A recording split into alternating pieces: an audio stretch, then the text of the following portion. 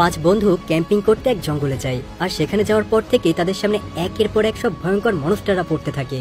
কিন্তু এদিকে আবার তাদের উপর কারা যেন নজরও রাখছে, মনে হচ্ছে যেন ইচ্ছে করেই কেউ তাদেরকে এই মৃত্যুর মধ্যে ফেলে দিয়েছে। তো এই পাঁচ বন্ধুর ভাগ্যে শেষমেশ কি হয় সেটাই দেখবো আমাদের পুরো গল্প জুড়ে।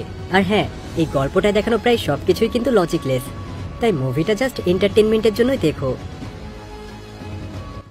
তো গল্পের শুরুটা হয় দুজন সায়েন্টিস্টকে দেখিয়ে। তারা দুজনে একটা আন্ডারগ্রাউন্ড ল্যাবে ছিল, আর তারা দুজন ছাড়া এই মিশনের ব্যাপারে আর কেউই জানতো না।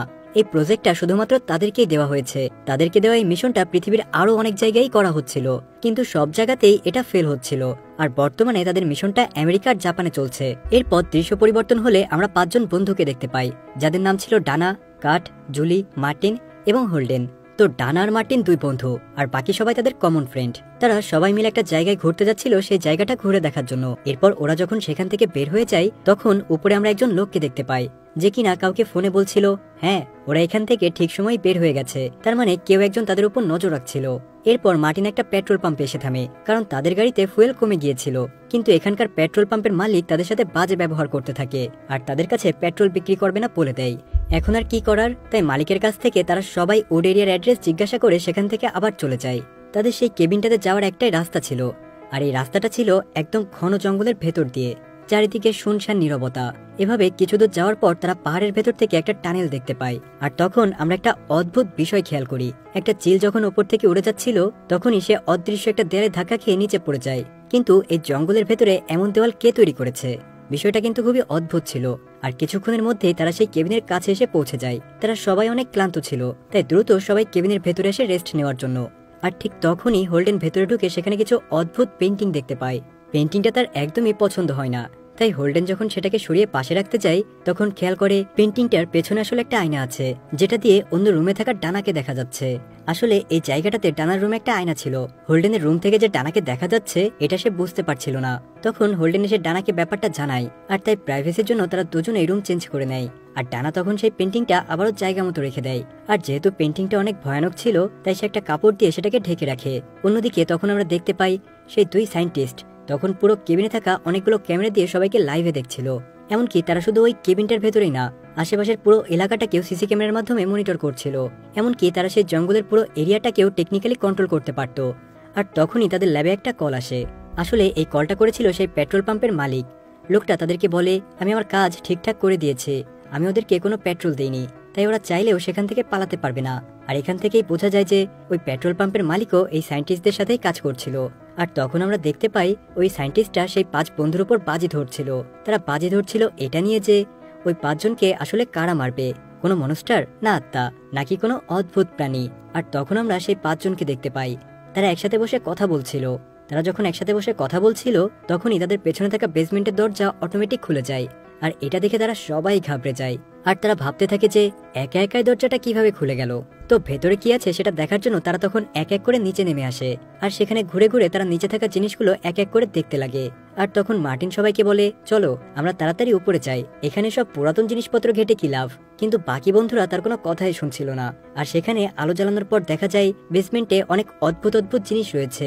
জিনিসগুলো দেখে মনে হচ্ছিল এগুলো অনেক পুরাতন, আর কেউ এগুলোকে খুব যত্ন করে এখানে রেখেছে। আর এসব জিনিসপত্র দেখতে দেখতেই ডানা সেখানে একটা ডায়েরি পায়। ডায়েরিটা খুলে যখন সে পড়তে থাকে, তখন জানা যায় এই ডায়েরিটা ছিল অ্যানা নামের একটা ছোট্ট মেয়ের। আর সেখানে অ্যানা নামের মেয়েটা লিখেছে কিভাবে তার বাবা তাকে এবং তার মাকে টর্চার করত। আর এইভাবেই একদিন টর্চার করার সময় অ্যানার হাত কেটে যায়, আর অ্যানার মা মারা যায়। যেখানে আরও লেখা ছিল যদি এই ডায়েরিতে লেখা মন্ত্রটা কেউ পড়ে, তাহলে এনার পরিবার আবার জীবিত হয়ে যাবে। আর তারা এসে যে এই ডায়েরি পড়বে, তাকে সহ তার সাথে থাকা সবাইকে মেরে ফেলবে। এটা শুনে মার্টিন অনেক ভয় পেয়ে যায়, তাই সে তার বন্ধুদেরকে এই মন্ত্রটা পড়তে নিষেধ করে। কিন্তু ডানা আর তার বাকি বন্ধুরা তার কথা একদমই বিশ্বাস করতে চায় না। তাই সে বলে এটা কখনোই সম্ভব না, নিশ্চয়ই কেউ মজা করার জন্যই এগুলো লিখে রেখেছে। এটা বলেই তারা সেই মন্ত্রটা পড়ে ফেলে। আর মন্ত্রটা পড়ার সাথে সাথেই কিছুটা দূরে জঙ্গলের ভেতরে দেখা যায় অ্যানা তার পরিবার সহ জম্বি হয়ে কবর থেকে উঠে আসছে। আর তখনই আন্ডারগ্রাউন্ডের সেই সায়েন্টিস্টরা ঘোষণা করে যারা জম্বির উপর বাজি ধরেছিল তারা জিতে গেছে, কারণ তারা সবাই বিশ্বাস করে এখন ওই কেবিনে থাকা সবাইকে জম্বিরা মেরে ফেলবে। তো এরপর সেই সায়েন্টিস্ট একটা হোয়াইট বোর্ডে উইনারদের নাম লিখে রাখে। আসলে এই সবকিছু যেন তাদের কাছে একটা মজার খেলা। তো ডানা আর তার বন্ধুরা নিচে বেসমেন্টে থাকা জিনিসগুলো ট্রাই করে দেখবে, এটা তারা আগে থেকেই ধারণা করে ফেলেছিল। আর সেখানে রাখা প্রত্যেকটা জিনিসই আসলে ভৌতিক বা অভিশপ্ত ছিল। তাই সায়েন্টিস্টরা আগে থেকেই জানতো কোনো না কোনো জিনিসের মাধ্যমে তারা সবাই নিজেদের মৃত্যু ডেকে আনবে। কিন্তু এখন বোঝা যাচ্ছে না আসলে এই সায়েন্টিস্টরা কি চায়, আর তাদের সিক্রেট মিশনটাই বা আসলে কি। তখনই আমাদেরকে দেখানো হয় সিসিটিভিতে জাপান সহ পৃথিবীর বিভিন্ন দেশে চলতে থাকা প্রজেক্টগুলো এই সায়েন্টিস্টরা এখানে বসেই মনিটর করছিল। যেখানে তখন জাপানে একটা শয়তানি আত্মা স্কুলের বাচ্চাদেরকে ভয় দেখাচ্ছিল। আর একটু পরে দেখা যায় ডানার দুই বন্ধু জঙ্গলে ঘুরতে যায় দেখার জন্য। সেখানে গিয়ে তারা দুইজন যখন ইন্টিমেট হওয়ার চেষ্টা করছিল, তখনই একটা জম্বি মেয়েটার উপর আক্রমণ করে। ছেলেটা তখন তাকে বাঁচানোর অনেক চেষ্টা করে, কিন্তু জম্বি ওই মেয়েটাকে খুবই বাজেভাবে মেরে ফেলে। আর তখনই সেখানে থাকে একজন সায়েন্টিস্ট একটা লিভার টেনে নিচে নামিয়ে দেয়। আর দেখা যায় ওই মেয়েটার রক্ত নিচে এসে একটা ছবির উপরে পড়তে থাকে। ততক্ষণে সেই ছেলেটা রক্তাক্ত অবস্থায় দৌড়ে কেবিনে চলে আসে। আর ভেতরে ঢুকে সে তার বন্ধুদেরকে সবকিছুই বলতে থাকে যে কিভাবে জঙ্গলে একটা জম্বি এসে জুলিকে মেরে ফেলেছে।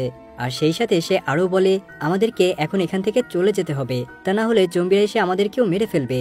আর তখন কেবিনের দরজায় হঠাৎ কেউ নক করে, ঠক ঠক। সেখানে থাকা কেউই দরজা খুলতে চাচ্ছিল না, কিন্তু ডানা তখন বলে এটা তো জুলিও হতে পারে। আর সে দরজা খুলে দেয়। দরজা খোলার সাথে সাথেই দেখা যায় দরজার বাইরে একটা বিশাল দেহের জম্বি দাঁড়িয়ে আছে। আর তার হাতে ছিল জুলির কাটা মাথা। জম্বিটা জুলির মাথার ডানার কাছে ছুঁড়ে মারে। নিজের বন্ধুর কাটা মাথা দেখে ডানা ভয়ে চিৎকার করে ওঠে। আর তখন বাকি বন্ধুরা দৌড়ে গিয়ে রুমের দরজা বন্ধ করে দেয়। তখন ডানার বন্ধু সবাইকে বলে আমাদেরকে বাঁচতে হলে অবশ্যই একসাথে থাকতে হবে, আর কেবিনের দরজা জানালা সবকিছুই বন্ধ করে রাখতে হবে। আর তখন নিচে থাকা সেই সায়েন্টিস্টরা তাদের এই কথাবার্তা শুনে একটু চিন্তায় পড়ে যায়। সে ভাবছিল তারা একসাথে থেকে কোনো বুদ্ধি বের করে আবার বেঁচে যেতেও পারে। তাই তখন তারা কেবিনের ভেতরে একটা বিষাক্ত গ্যাস ছেড়ে দেয়। সাথে সাথে ডানার সেই বন্ধুর মুড চেঞ্জ হয়ে যায়। তাই তখন সে আবার বলে ওঠে কারো একসাথে থাকার দরকার নেই, সবাই যেন আলাদা আলাদা থাকে, আর তাহলেই তাদের মধ্যে কেউ না কেউ বেঁচে থাকবে। আর এটা শুনে তখন সেখানে থাকা সবাই যে যার রুমে চলে যায়। আর নিচে থাকা সায়েন্টিস্টরা সবার রুমের দরজা লক করে দেয়। মার্টিন তার রুমে এসে সেখানে থাকা একটা ক্যামেরা আর কিছু তার খুঁজে পায়। আর এটা দেখে মার্টিন বুঝতে পারে তাদের সবার উপরেই নজর রাখা হচ্ছে, আর তাদের সাথে এখনো পর্যন্ত যা কিছু হয়েছে সেগুলো নিশ্চয়ই কারো প্ল্যান। মার্টিন যখন এসব কিছু ভাবছিল, তখন পেছন থেকে হঠাৎই একটা জম্বি এসে তাকে টেনে তার সাথে নিয়ে যায়। আর দেখে মনে হচ্ছিল মার্টিন হয়তো মারা গেছে, কারণ আবারও সেই নিচে থাকা ছবিটাতে নতুন রক্ত এসে ভরে যায়। আর এখন 5 বন্ধুর মধ্যে মাত্র 3 জন বেঁচে আছে। তাই তারা সিদ্ধান্ত নেয় এভাবে ভয়ে ভয়ে থাকলে এক এক করে সবাই মারা যাবে। তাই তারা সিদ্ধান্ত নেয় 3 জন একসাথে গাড়ি নিয়ে এখান থেকে পালানোর চেষ্টা করবে। আর তখন আমরা জাপানে সেই শয়তানি আত্মাটাকে দেখতে পাই, যেখানে স্কুলের বাচ্চারা একটা রিচুয়াল করে সেই আত্মাটাকে একটা ব্যাঙে রূপান্তর করে ফেলে। আর তাই সায়েন্টিস্টরা অনেক হতাশ হয়ে যায় যে তাদের জাপানের প্রজেক্টটা ফেল হয়েছে। আর এছাড়াও বাকি দেশগুলোতে করা প্রজেক্টগুলো একে একে ফেল হয়ে যাচ্ছে। এখন তাদের হাতে শুধুমাত্র এই 5 বন্ধুর প্রজেক্টটাই ছিল। তাই যে করেই হোক তাদেরকে এই প্রজেক্টে সফল হতেই হবে। ডানা আর বন্ধুরা তখন ভাবছিল খুব সহজেই এখান থেকে বের হয়ে যাবে, কিন্তু তারা আসলে ভুল ভাবছিল, কারণ এই পুরো জায়গাটাই ছিল সায়েন্টিস্টদের কন্ট্রোলে। আর তাই ডানারা যখন সেই টানেলের কাছাকাছি পৌঁছায়, সায়েন্টিস্টরা সেটা ব্লাস্ট করে উড়িয়ে দেয়। আর এই এলাকা থেকে বের হওয়ার এটাই একমাত্র রাস্তা ছিল। আর এটা বন্ধ হওয়ায় তারা বুঝতে পারে এখন তারা অনেক বিপদে পড়েছে। তখন টানার এক বন্ধুর মাথায় একটা বুদ্ধি আসে।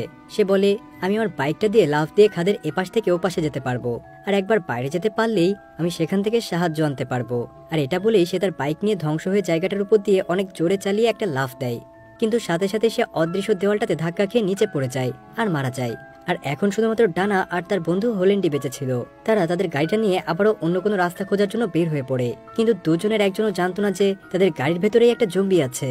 কিছুদূর আসার পরেই সেই জম্বিটা পেছন থেকে হোল্যান্ডের গলায় একটা ছুরি ঢুকিয়ে দেয়, আর তাদের গাড়িটা ব্যালেন্স হারিয়ে পাশে থাকে একটা পুকুরে পড়ে যায়। ডানা তখন অনেক কষ্টে জম্বিটার হাত থেকে নিজেকে বাঁচিয়ে পানির উপরে উঠে আসে।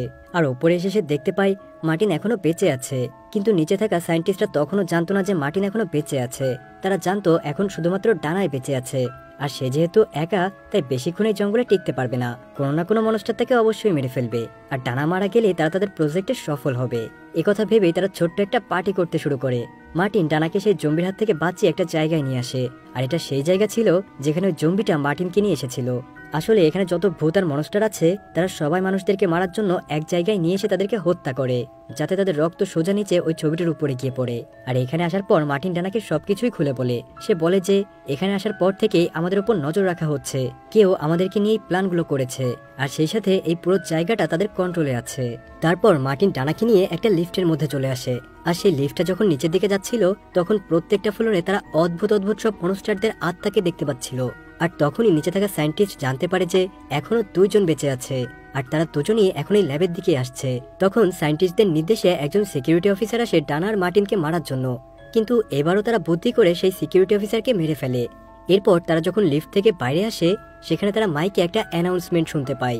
মাইকে বলা হচ্ছিল, যদি পৃথিবীর মানুষদেরকে বাঁচাতে চাও তাহলে তোমাদের দুজনকে নিজেদের জীবন স্যাক্রিফাইস করতে হবে। কিন্তু এসবের কিছুই তারা দুজন বুঝছিল না, তাই দুজনে দৌড়ে সে একটা রুমের ভেতর লুকিয়ে পড়ে। আর আসলে এটা ছিল একটা কন্ট্রোল রুম। এখান থেকে সব মনস্টার আর ভৌতিক জিনিসগুলোকে কন্ট্রোল করা হতো। তারা যখন এসব কিছু দেখছিল তখনই সেখানে আরো কিছু সিকিউরিটি ফোর্স চলে আসে, আর তারা এবার ডানার মার্টিনকে মারার জন্য তাদের রুমের দিকে গুলি চালাতে থাকে। আর সেই মুহূর্তে ডানা তার সামনে থেকে একটা লাল বাটন প্রেস করে দেয়, আর বাটন প্রেস করার সাথে সাথেই সেখানে থাকা রুমগুলোর দরজা খুলে যায়, আর এর ভেতর থেকে একসাথে সেই সবগুলো মনস্টার বাইরে বের হয়ে আসে। তারা সবাই একসাথে সিকিউরিটি গার্ডদের উপর নৃশংস হামলা চালায়। মনস্টারগুলো পুরো ল্যাবের চারিদিকে ছড়িয়ে পড়ে, এমনকি তারা সায়েন্টিস্টদের উপরও আক্রমণ করে তাদের সবাইকে মেরে ফেলে। দেখতে দেখতেই পুরো জায়গাটা রক্তে লাল হয়ে যায়, কিন্তু আসল সায়েন্টিস্ট কোনোভাবে নিজের জীবন বাঁচিয়ে সেখান থেকে পালিয়ে আসে। আর তখনই তার সামনে ডানা আর মার্টিন চলে আসে।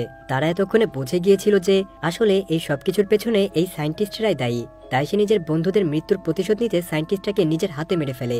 এরপর তারা ল্যাবের নিচের দিকে চলে আসে, যেখানে আসলে দেখা যায় সেখানে চারিদিকে বেশ কিছু নকশা আঁকা ছিল, আর এই নকশাগুলোতে মানুষের তাজা রক্ত লেগে আছে। ডানারা বুঝতে পারছিল না আসলে এখানে কি হচ্ছে।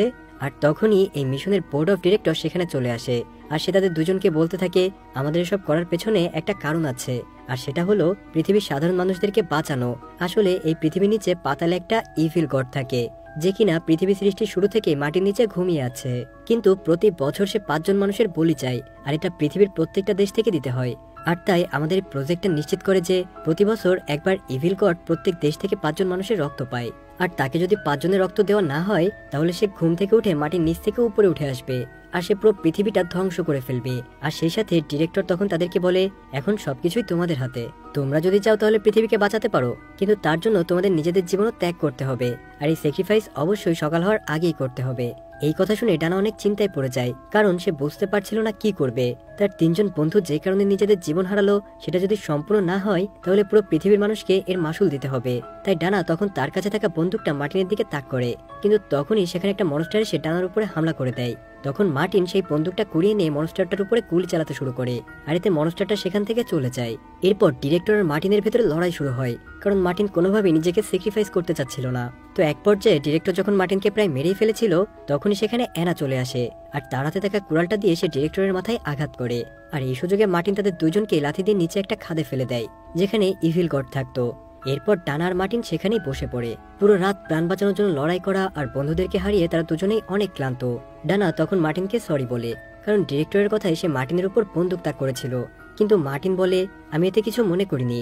এটা বলে তারা দুইজন হেলান দিয়ে একটা সিগারেট ধরায়, আর চিন্তা করে হয়তো এখন সবকিছুই ঠিক হয়ে গেছে, কিন্তু আসলে এখনো অনেক কিছুই বাকি আছে। সবকিছু ঠিক কিভাবে হবে, তারা দুজন তো নিজেদেরকে স্যাক্রিফাইসই করেনি।